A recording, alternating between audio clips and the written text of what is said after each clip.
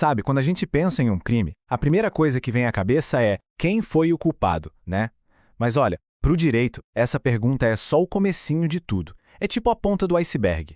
Entender de quem é a responsabilidade criminal é, na verdade, uma jornada analítica super complexa, quase como um funil que vai filtrando um ato bruto, sabe, até chegar numa decisão justa. Então, bora juntos mergulhar nesse processo para entender como ele funciona. E essa nossa jornada vai ter 5 paradas, 5 pontos-chave. Pensa nesses pontos como se fossem as 5 grandes perguntas que a lei precisa fazer para pegar um acontecimento do mundo real e transformar em uma decisão lá no tribunal. E claro, a gente começa pelo começo de tudo, a ação. Bom, nesse primeiro estágio, a grande questão é: o que de fato liga a ação de uma pessoa a um resultado que a lei proíbe? Será que basta dizer fulano fez X que causou Y? Um simples A causou B resolve a questão? A resposta que o direito moderno traz, ela é bem mais sofisticada e interessante do que isso. E é aqui que a gente vê uma virada de chave, uma mudança de paradigma mesmo. O pensamento antigo, mais mecânico, de causalidade física, tipo um efeito dominó, sabe? Uma peça derruba outra e pronto. Isso ficou para trás. Hoje, a análise é normativa. O que isso quer dizer? Que a pergunta principal não é mais só a ação causou o resultado. Agora a pergunta é: essa ação criou um risco que a lei não permite? E mais, foi exatamente esse risco proibido que acabou acontecendo? Olha, isso muda completamente o jogo. Claro que essa ideia não apareceu do nada, né? Ela foi construída por juristas importantíssimos. Gente como Klaus Roxen, que botou o foco todo na criação de um risco proibido. E também Günther Jacobs, que adicionou a camada dos nossos papéis sociais, das expectativas que a sociedade tem sobre a gente. No final das contas, o que se quer saber é: a pessoa quebrou uma regra de cuidado que todo mundo espera que seja seguida? Ok. Então, beleza. A gente já estabeleceu que a ação criou um risco proibido e que esse risco virou realidade. Agora a análise vai mais fundo, chegou a hora de mergulhar num lugar bem mais complexo, a mente de quem agiu. E o ponto de partida para essa análise da mente é uma palavrinha que todo mundo já ouviu: dolo. De um jeito bem simples, dolo é intenção. É quando a pessoa sabe o que está fazendo e quer fazer aquilo, quer aquele resultado. Só que a intenção não é uma coisa só, preto no branco. Ela tem suas nuances, suas camadas.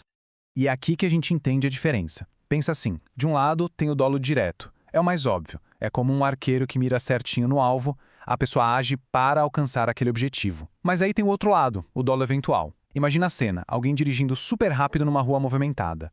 O objetivo principal não é atropelar alguém, claro que não. Mas a pessoa pensa, isso pode acontecer. Ela prevê essa possibilidade e, mesmo assim, não se importa.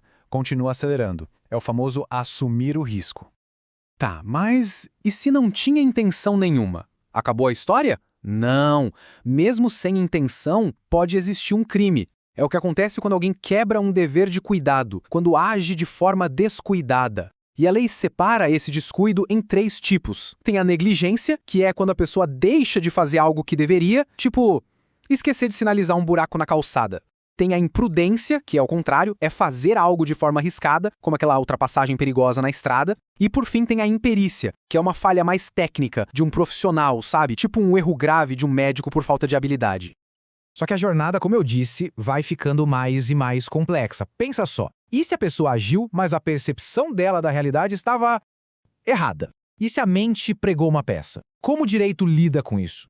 Para isso, a lei faz uma distinção que é fundamental. De um lado, tem o que a gente chama de erro de tipo. É quando a pessoa se engana sobre um fato da situação. Ela não sabe o que de fato está fazendo. O exemplo clássico é pegar uma mala idêntica à sua no aeroporto por puro engano. Nesse caso, a intenção de furtar simplesmente não existe, então o dolo pode ser excluído. Agora, do outro lado, tem o erro acidental. Aqui a pessoa sabe exatamente o que quer fazer, a intenção dela é criminosa, mas ela erra na hora de executar. Pense em alguém que atira para acertar na pessoa A, mas por um erro de pontaria acaba acertando a pessoa B. A intenção criminosa, nesse caso, ainda está lá. Beleza. Então até agora a gente tem um ato que criou um risco proibido, feito com algum tipo de intenção ou descuido. Parece a receita completa de um crime, não é mesmo? Mas calma aí, a análise ainda não acabou não. Agora vem os filtros finais, o momento em que a lei dá um passe para trás e pergunta: mesmo com tudo isso, será que é realmente justo punir essa pessoa? É que existem situações especiais, sabe? Situações em que uma ação que à primeira vista parece um crime, na verdade é permitida por lei. São as chamadas excludentes de licitude. A mais conhecida de todas, claro, é a legítima defesa. Mas não é a única. Tem também o estado de necessidade. Imagina, ter que arrombar a porta de uma casa que está pegando fogo para salvar alguém lá dentro. Numa situação dessas, o ato, que seria um crime de dano, deixa de ser ilegal. Mas vamos supor que o ato não tinha nenhuma dessas justificativas. Ele foi, de fato, ilícito. Acabou? A pessoa vai ser punida e pronto? A resposta, de novo, é ainda não. Falta passar pelo último filtro. E esse, olha, é o mais humano de todos. Esse filtro final se chama culpabilidade, e ela se sustenta em 3 pilares, 3 perguntas essenciais. A primeira, a pessoa é imputável, ou seja, ela tinha capacidade de entender o que estava fazendo? A segunda, ela tinha potencial consciência da ilicitude? Dava para ela saber que aquilo era contra a lei? E a terceira, que talvez seja a mais profunda de todas, a exigibilidade de conduta diversa. Naquela situação específica, com toda a pressão, era realmente justo esperar que essa pessoa agisse de outro jeito? É nesse momento que o direito para de olhar só para o ato e olha diretamente para a pessoa. E para a gente fechar essa análise, vamos olhar para o crime por um último ângulo. Não como uma foto, um momento único, mas como um filme, um processo. Uma linha do tempo que começa lá na ideia e vai até a ação final. Isso tem um nome, iter criminis, que em latim quer dizer o caminho do crime. E esse caminho tem fases. Começa na cogitação, que é só o pensamento, a ideia. E por pensar, ninguém é punido, né? Depois vem a preparação, os atos para se preparar para o crime, que na maioria das vezes também não são punidos. A coisa começa a ficar séria e a lei entra em campo na fase da execução, que é quando o crime começa a acontecer de verdade. E o caminho termina na consumação, quando todos os elementos do crime foram realizados. E o ponto nevrálgico aqui, o ponto-chave, é justamente a fronteira entre a preparação e a execução.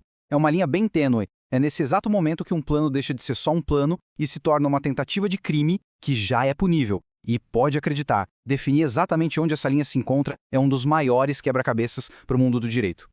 Então, como a gente viu, decifrar um crime é muito mais do que apontar um culpado. É uma viagem, uma jornada incrível. Começa no mundo físico, analisando o ato e o resultado, depois mergulha nas profundezas da mente humana para entender a intenção, o descuido, o erro, e no fim de tudo se eleva para uma pergunta de justiça. Punir, nesse caso, é a resposta certa? É a resposta justa? E essa jornada toda deixa a gente com uma reflexão final, né? Todo esse processo analítico é um esforço gigantesco, impressionante, para trazer lógica e justiça para situações que muitas vezes são caóticas. Mas, ao mesmo tempo, ele também revela um limite. Até que ponto um sistema, por mais sofisticado que seja, consegue de fato decifrar a imensa complexidade da mente humana, com todas as suas intenções, enganos, medos e pressões? A busca por essa resposta, talvez, seja o que mantém o direito sempre vivo, sempre em evolução.